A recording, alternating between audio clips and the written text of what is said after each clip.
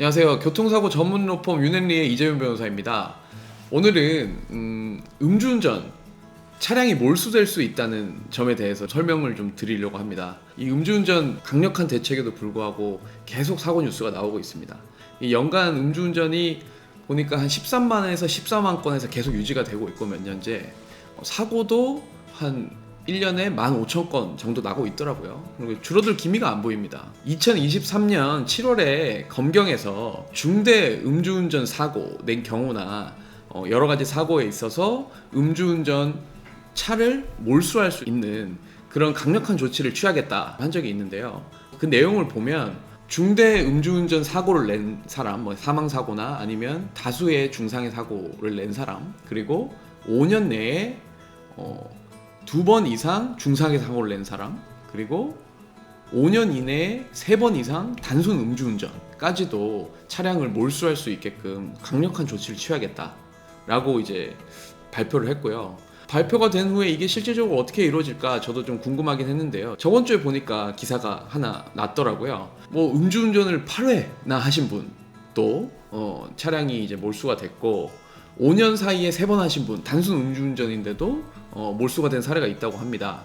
표현은 몰수라고 하지만 이 몰수는 결과적으로 수사기관이 하는 건 아니고 법원이 하는 최종적인 판단인데요. 그래서 이제 검경에서는 임의로 몰수하는 게 아니고 압수수색 영장을 통해서 운전자의 차를 압수를 하는 조치를 취하고 있고, 그렇게 해서 쭉 압수하다가 이 사건이 재판에 가면 몰수 청구를 재판에서 하게 됩니다. 그러면 최종적으로 이제 판사님이 차량을 몰수할 수 있게끔 판결을 같이 내리게 되고, 몰수를 청구했는데 판결에서 몰수는 기각됐다라고 하면 항소까지 해서 강력하게 의지를 관철시키겠다라는 의지를 피력하고 있습니다.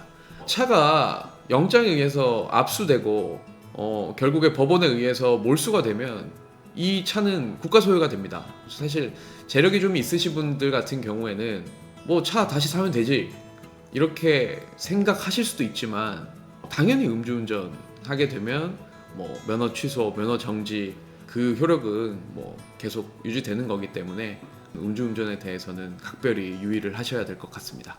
그래서 음주운전 당연히 하면 안 되지만 음주운전 하면 이제 차량까지 압수돼서 몰수까지 이룰 수 있다는 점을 유념해 두시고 음주운전 안 하셨으면 좋겠습니다. 강력한 조치가 계속 이어지고 있는데도 음주운전 수치나 이런 것들이 개선되는 게 없는 걸 보면 더 강력한 조치가 필요한 거 아니냐 이런 비판 여론이 있습니다. 그래서 제가 찾아봤더니 대만 같은 경우에는 음주운전자에 대해서 특수번호판을 부착하게 하고, 미국에도 오하이오주 같은 곳에서도 똑같이 음주운전 차량에 대해서 특수번호판을 부착할 수 있게 하고 있더라고요. 그래서 2022년 12월에 우리나라에서도 음주운전 특수번호판을 부착하게 하는 자동차 관리법 개정안이 발의되기도 했습니다. 근데 아직 통과는 안 됐더라고요. 본회의 가면 좀 통과를 해주셔서 더 강력하게 음주운전에 대한 제재가 필요하지 않나 그렇게 생각하고 있습니다. 네, 오늘은